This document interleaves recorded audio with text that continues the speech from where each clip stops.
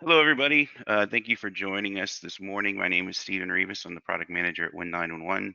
Today, we're going to be talking about our latest release, which is Win911 2021 R4. It's a relatively small release compared to our others, so this should be a fairly quick webinar. It's not going to take the whole hour. We released R4 on Tuesday, so everything I'm going to talk about here is already available. You can download it from our website at any point in time. What we're going to talk about today are just a few things. The big reason behind this release was tag loading improvements. We were getting enough concerned customers about how long it was taking to load tags in a workspace, so we decided we would optimize that and release it as quickly as possible. We also have a new tool for our workspace where you configure everything. It allows you to launch multiple copies of Workspace pointing at different Win911 systems. So I'll show you that real quick. We also made some quick updates to the version 7 import utility, and we've also updated our SCADA support, which is a fairly small deal.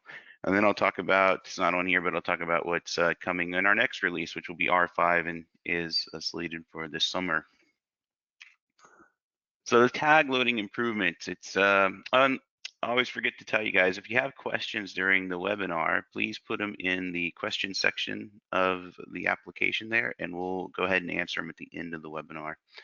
So stick around for that if you have any questions. So the tag loading improvements, like I said, our support team was telling us that customers are having a difficult time loading larger data sets in the UI. With the new 2021. In fact, in some cases, version 4 is performing better. So we wanted to make sure we solved that. So we went ahead and made the improvements for the following data sources: InTouch, Aviva Edge, iFix, and Simplicity. Those are the data sources with tags. And the optimizations that we've made are making the tags load up to 15 times faster on some of the data sources. So it's around 10 to 15 times faster than it has been in the past. All you need to do is download the new version of Win911, which is R4, and install it. You don't need to do anything special, just go ahead and upgrade it. You may have noticed OPC was missing from that list, and that's because that module did not see the optimization, and I'll talk about why that is here toward the end of the presentation. Everyone's entitled to the R4 upgrade if you have a valid support agreement. So if you have a valid support agreement, go ahead and download it. If you're not in support, then you can go ahead and contact our sales team. You can find that on our website, and they can give you a quote for getting back into support, so you can go ahead and grab the latest update. So that's really useful. I think you guys with the larger data sets will really see big gains in performance just from this thing alone. So that's tag loading improvements. I know it's not the one of the sexiest features we've ever talked about, but it is very helpful, and I think you guys will like that. The next thing up is a new tool we call the multi-system workspace. It's actually called the workspace launcher. What this thing is going to allow you to do is launch multiple copies of Workspace. Each one can be pointing at a different Win911 system. So for a common use case would be that you are on one machine and you need to configure your primary system and your secondary system, so you can launch both from one machine and make the changes from there. Now, it doesn't sync any changes together or anything like that. It's just a tool that you can launch Workspace to configure different Win911 systems. This was accomplished in previous versions of Win911, version 4 and older, just by going to a different URL in a browser. And that had its complications with security, but this is much easier to use. You just put in the target or the IP address host name of this machine you want to configure, and you can configure it from there.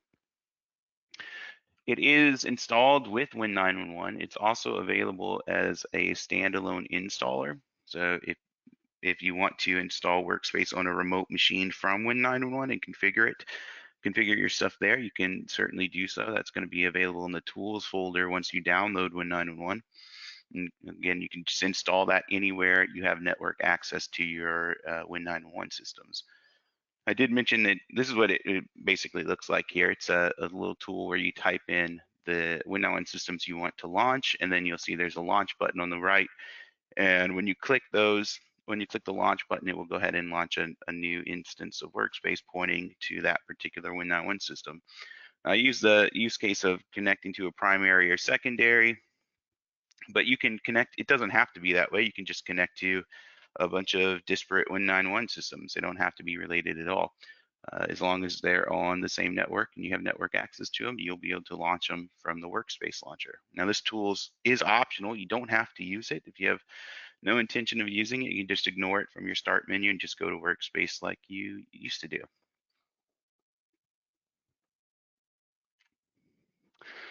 All right, to version 7 import utility improvements. So this is another thing that my support team was telling us about, that a lot of the import conversions, they were kind of messy. We are doing too much stuff. We were adding on too many labels and roles, and uh, and there's too much cleanup to do after an import. So we took away some things to simplify it. So for example, whenever we'd import connections over, they'd all have these numbers appended to them, and you'd have to go through and clean that up. So we're no longer doing that.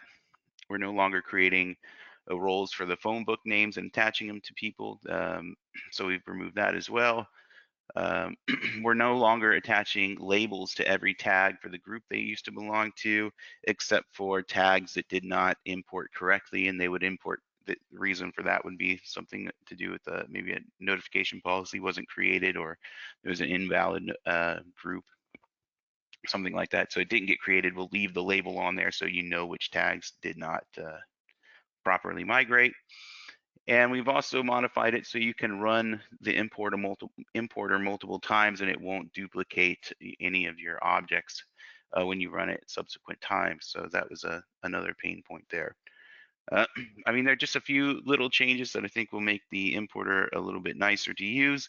And we are planning updates for the import utility for the next release, which will be R5 as well. And again, I'll talk about that here in just a minute. OS and SCADA support updates. This is pretty minor here. We've added support for Windows 10 LTSC 2021, which is the newest LTSC version. And we've added support back for Server 2012 R2. Technically, we did this with R3, but we did not announce it at the time of the R3 release because we confirmed these things after the fact. So R3 technically supports Windows 10 and Server 2012 R2 as well. So if you're using the older server OS, you can now install R3 and R4 on those systems, and it will work just fine. We also added support for the new iFix and Simplicity versions. Again, same exact thing. We confirmed that after the release of R3, and we didn't need to make any changes for it, but we figured we'd mention it to you guys so you know about what's supported. I mean, really, and that's really it, and about what's included in this release. It is a small release. When it comes to the OS and SCADA support, we're committed to supporting the latest versions of new OSs, and in fact, we have internal deadlines to meet. Anytime there's a major mobile OS update, we give ourselves 2 weeks to support that. If there's a new Windows OS major update that can potentially be breaking, we give ourselves a month to support that, and we give ourselves 3 months to support any new major SCADA system updates. And the reason that window is so big is because if there are problems, we usually have to wait on our partners to help us get a fix for those. So if you stay up to date with all your operating systems, then you want to be sure that you're staying in support with Win911 so you can always get the latest updates from us. So what's on the horizon for us? I mentioned OPC was not included in those tag performance updates, and that's because we're working on 3 new OPC modules. Technically, it's 2, but we've got a new OPC DA module. And what this is going to do is replace our existing module and that's going to do the classic DCOM spec and the newer UA spec. So that's going to be one module, and then we're also going to have another module for OPC UA alarm and conditions. This is what we're planning for our next release. And some of the features that are, I realize I messed this slide up here a little bit, but some of the various features that are going to be included is online browsing. So the new online browse has been overhauled, so it can be much quicker. We've also going to support Excel imports and exports. So that will allow you to do mass edits in Excel. So you don't have to do everything in the UI. That should make things go much quicker as well.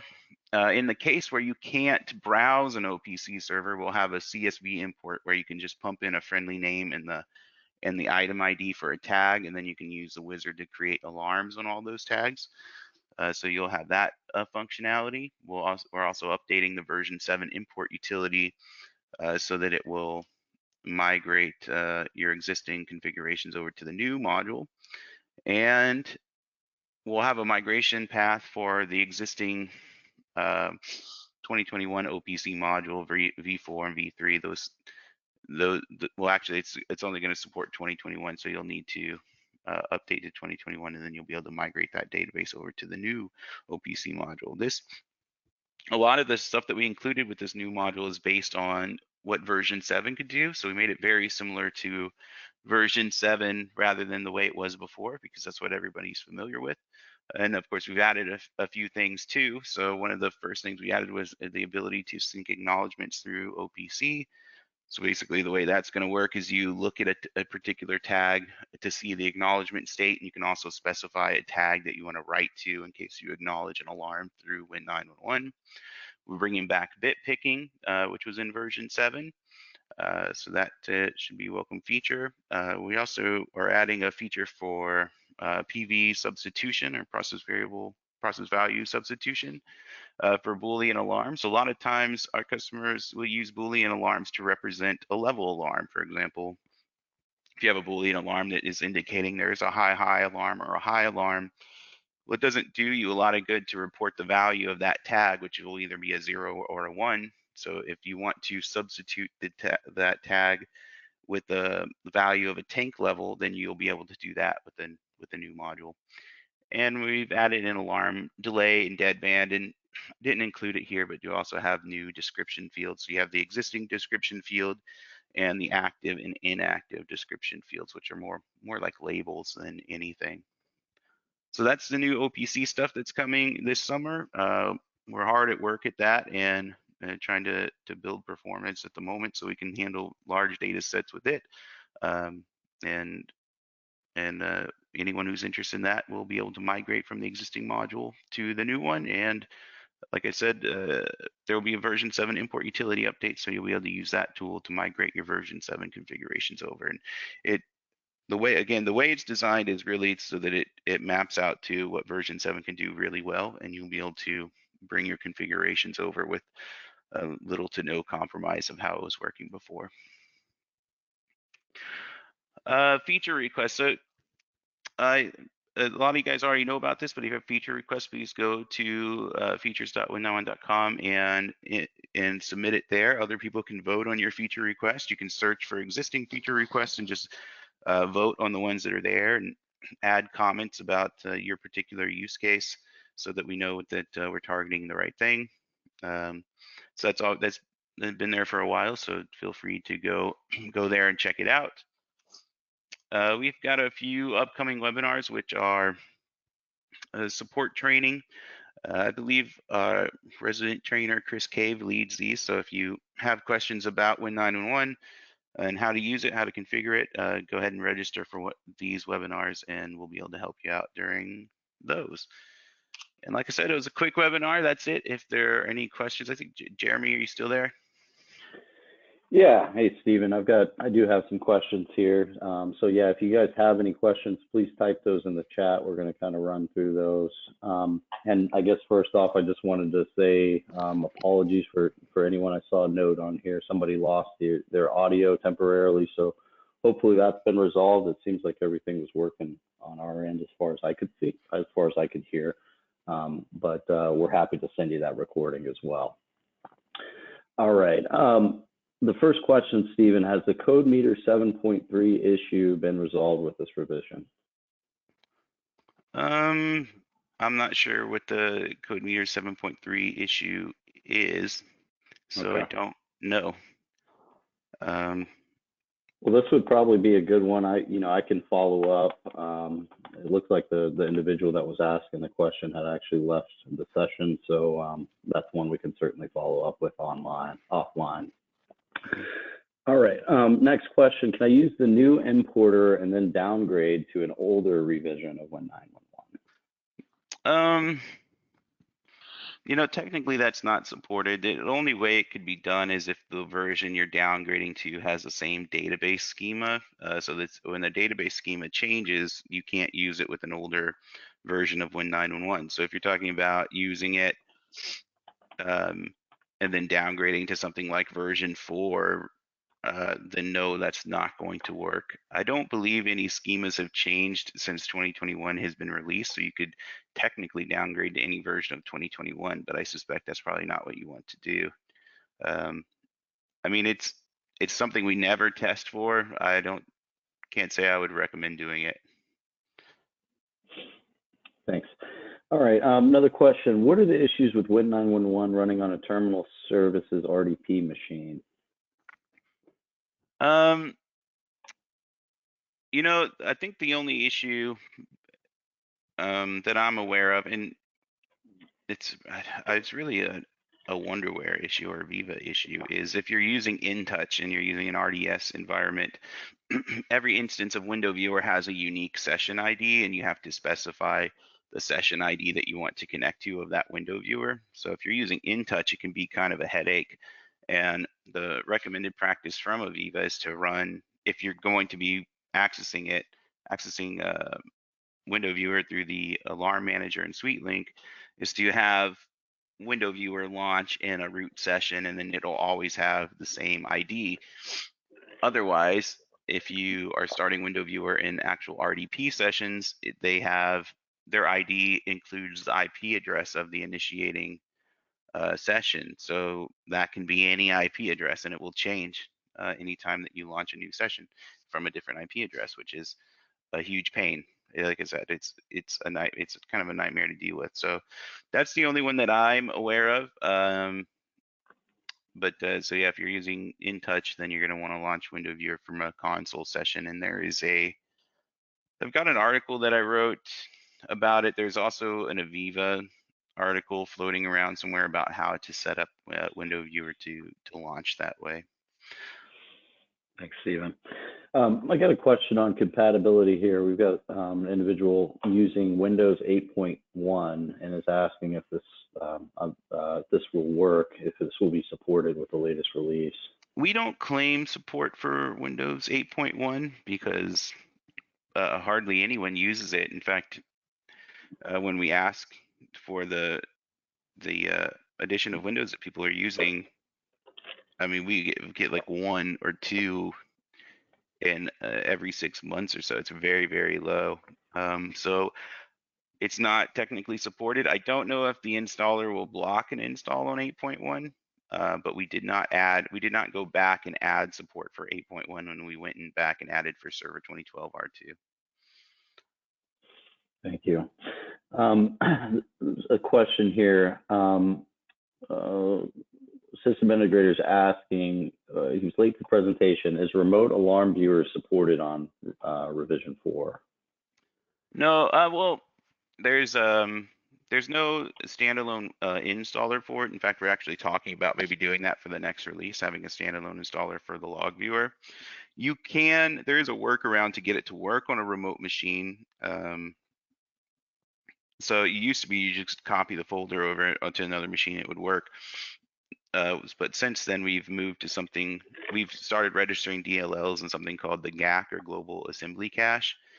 So you have to install the prereqs for Win911. There's a little prereq installer in it's either the support or tools folder of the download, and then you can copy over the log viewer folder to that remote machine, and you can launch log viewer that way.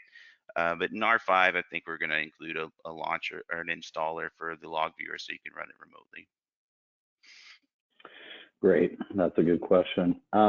We've got a question here around OPC. Currently, if one OPC alarm address is misconfigured, we will lose all OPC alarms. Is this a known issue, and has it been addressed with the new OPC module? I don't know of that issue. I'm wondering if it might be OPC server specific. Jeff, I think I'll reach out to you after this because you also asked a question about code meter. So I'll send you an email after this webinar so we can get to the bottom of some of these problems that you're having. And if you are having that problem with OPC, then I certainly want to make sure the new module will handle it, and maybe there's something we can do in the meantime to get it working. Thank you. Another question here. Current alarm delay times are in whole numbers right now. Will new versions allow for, say, 1 minute, 30-second delays, etc.? I believe it's in whole minutes right now. I'm guessing you're wanting minutes and seconds. But yeah, we've got it set to. I'd have to double check actually. I think it's just set to minutes though.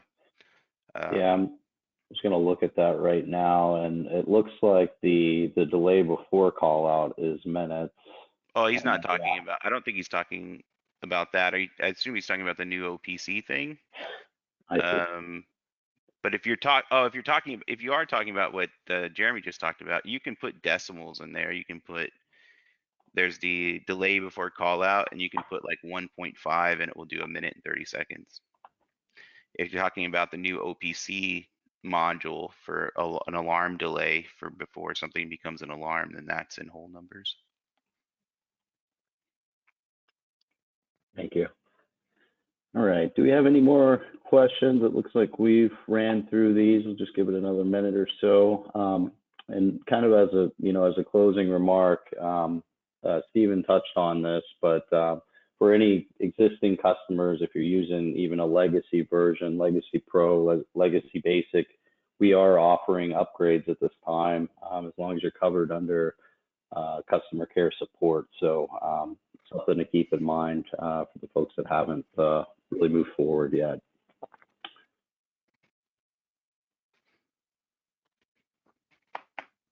All right. All right. Well, it looks like there aren't any new questions, so I'll go ahead and end it. If you guys have any questions in the meantime, feel free to reach out to our sales team, and we'll be happy to help you. Thanks for attending, and we'll be back with a new release this summer with the all new OPC. It'll be OPC DA for Classic and UA, and it will also be the OPC UA alarm and conditions. So it's going to be a big OPC release for us in the summer, and we'll see you then. Thank you, guys.